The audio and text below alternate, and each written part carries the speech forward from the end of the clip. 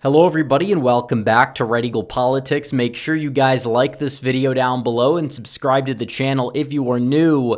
So after about 43 days, the government shutdown is coming to a close as a bill to reopen the government. It's passed the Senate. 60 votes in the Senate is what it took, and Democrats finally caved. And they're basically receiving nothing. It is true that there are going to be some federal workers that will be allowed to keep their jobs that otherwise wouldn't, but it's a relatively minuscule number to the point where it's like this is not really the biggest win for them. They didn't get all of their pork in one bill. They're going to have a standalone vote on, how to extend the subsidies for the Affordable Care Act. It's not going to be done in some big bill where there's going to be a lot of pork in there. They're going to try to push through. And this is a victory for Donald Trump because the government is open. He was winning the shutdown for a while, but when Republicans started to kind of say, we're not going to give people their benefits, that's when it turned south. It's partially why the election results out of Virginia, New Jersey, and many other places went very poorly, and also why Trump's approval rating as a whole has declined. Some of that might be response bias because of it, but still, one thing is true is that when the government is shut down, usually doesn't help the president or the party that's in power. Republicans could end it all by just nuking the filibuster, but they say no because the left might do it. They're going to do it. They told you they would do it, but the best we can do is get 10 to 15 Republicans to say, I'm open to changes. I think the whole thing is ridiculous, but it is funny watching the Democrats melt down now that this is over, and it's also a very good thing for Trump. We'll talk about why. We'll break down what's going on. We'll look at some of the meltdown, some of the salt, which is just hilarious. But first, really quickly, I have to tell you guys about our great friends over at Allegiance Gold. While the media is obsessing about Trump's tariff, something big is brewing and nobody's talking about it except right here. Because under new Basel III international banking rules, gold has officially been reclassified as a Tier 1 asset, placing it on the same level as cash in U.S. Treasuries. Translation, gold is money again. Just in the first quarter, thousands of tons of gold were quietly moved back to the U.S. from Europe. Meanwhile, central banks around the globe are stockpiling gold at record levels. That's not a coincidence, it's a signal. So if the world's most powerful financial institutions are hoarding gold, why aren't you? Don't wait. Call Allegiance Gold, the trusted experts that I've partnered with that have the highest ratings and accolades. They'll help you secure real physical gold and silver delivered straight to your home or placed securely inside your IRA or 401k. Go to allegiancegold.com/redeagle or call 844-790-9191. That's 844-790-9191 and mention Red Eagle. You could be eligible to receive up to $5,000 in free metals, but only if you act now, because gold is freedom, gold is sovereignty, and as of now, gold is officially money. That's allegiancegold.com/redeagle or call 844-790-9191 today. All right, guys, back to the video. Democrats caving on funding, and they're not really receiving anything. 60-40, the government will be funded until January, and they agreed to bring to the floor the subsidy extension for Obamacare in December, which probably was going to happen anyways. And 4,000 employees are allowed back. But again, we understand that that's nothing compared to the 250,000 that the administration has eliminated before. And those 4,000 people, their jobs might be coming to a potential close anyways. So regardless, one thing is true is that the Democrats did not win here. They, kept the government shut down enough to the point where they got to have their elections and they got to pad their margin of victory about this. But the fact that so many Democrats are upset about this whole thing shows that they didn't care about the SNAP benefits. They didn't give a damn about people receiving their benefits or anything like that. They didn't care about the workers getting paid. Had nothing to do with that. They didn't even care about the subsidy because that's going to be coming to the floor for a standalone vote.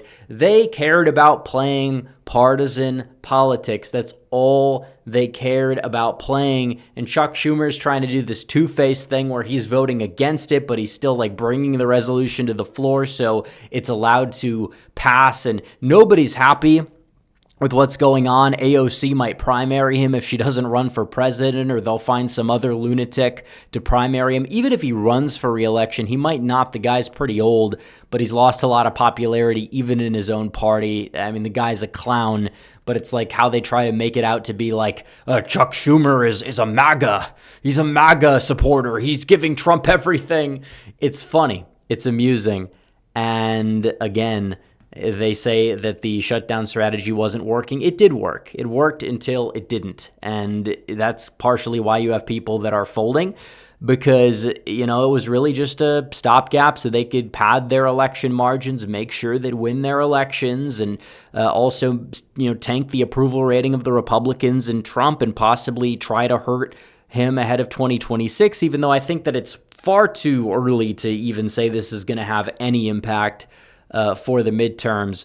But one thing is true, the Republicans do need better economic messaging. They need a healthcare plan. They need to craft that. I'm glad Trump is trying to tackle the housing costs and things like that, although I don't know if the 50-year mortgage thing is really the right answer. I like his plan regarding what we've seen for lowering the prices of beef. I think that that's good. I think the fact that he's angling his focus in the right direction is something that's good.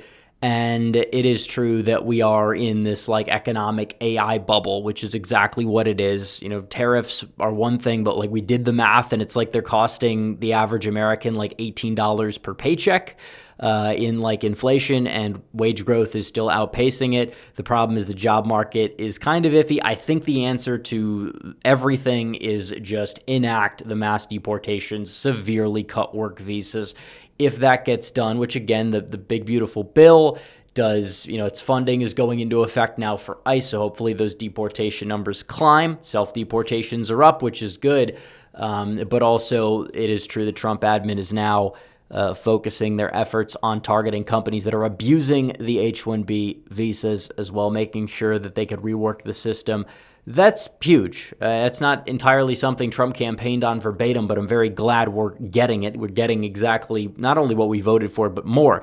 But Democrats are seething, and it shows they never really cared about the government being shut down or benefits or health care or anything, because they're, this is blue sky, which is just deranged liberals, and you have people that are saying they're going to bring pots and pans outside of Chuck Schumer's house to make noise in the middle of the night. Basically, they're saying that they're angry at the Senate Democrats, and they're saying caving to Trump is the extremist position. These aren't moderates. They're caving to Trump. They're selling us out. They're saying we're going to primary all these people, and it's like, okay, well, none of these people are up this cycle, and two of them are retiring or something. So good luck with that. But the whole thing is ridiculous. People on the left just have completely lost their mind, calling them traitors. Is that the same Chris? Is that the Chris Cluey? Oh my goodness, this guy is, he's just a total clown. He was a clown when he was throwing a temper tantrum because people made gay jokes in the locker room when he was a punter for the Minnesota Vikings, and he was so bad they didn't even rehire him the next season. It was a big mess. But you look at some of these things here, and this is another Reddit post. One of the most blackpilling things is that despite how odious of a leader and human he is, Trump always wins, they say. Yeah, he always wins, and you're seething on Reddit about it. Yeah, I think that says a lot about, this is an honest post. For a Democrat, it's an honest post. It truly is. But you have these people saying, we need to primary these people because they basically voted on your agenda to an extent, making sure that people got their benefits, making sure that you would have a vote for the ACA, but it was never about that. They're mad because it makes Trump look good. They're mad about that. It's the same reason why these people are just unhinged and they boo Donald Trump, not because they show him on the Jumbotron at a football game, but Trump goes to the Lions-Commanders game yesterday. He is involved in a swearing-in ceremony, probably during halftime. It's not like it's impacting the game or whatever. And they're booing him while he's doing it, which I think is just, kind of unhinged and just gross. Booing him is one thing, which is stupid. But booing a president when they're doing something like this is just unhinged. And again, these are the people that voted for Jay Jones, many of them. I mean, people are saying that this is like proof that Trump is like losing support or whatever, but it's like he never would be cheered in like D+80 Washington, D.C. I mean, come on. If we're going to be completely honest here, the people at that game are all Beltway elites for the most part.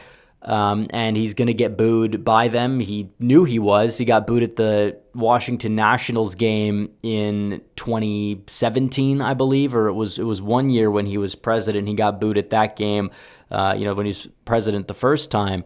But it's like you're booing Trump doing something for the military. Like, that's just low. Just, like, shut up and then maybe, like, boo him if he comes on, like, the Jumbotron. Like, it doesn't make your side look good. You're also, if you say, well, it's a photo op, yeah, you're taking the bait anyways. Like, you make your side look bad. That's the thing. I can only wait for what's going to come when it's next year and it's the 250th anniversary of America, and then all these Democrats that are running for Congress are going to be throwing a temper tantrum at Trump hosting the 250th birthday party, saying all these anti-American things. May not bode too well for them electorally in some swing states. We got to get people out and voting. But regardless, Democrats caving. Trump, now the slide of his approval rating is probably going to stop because of it. And that is precisely why they're mad. So anyways, guys, thanks for watching this video. Like this video down below, comment down below, subscribe to the channel, hit the bell for notifications so you never miss another video. Follow me on social media. The links are all in the description down below, and I will see you guys in the next one. Red Eagle, out.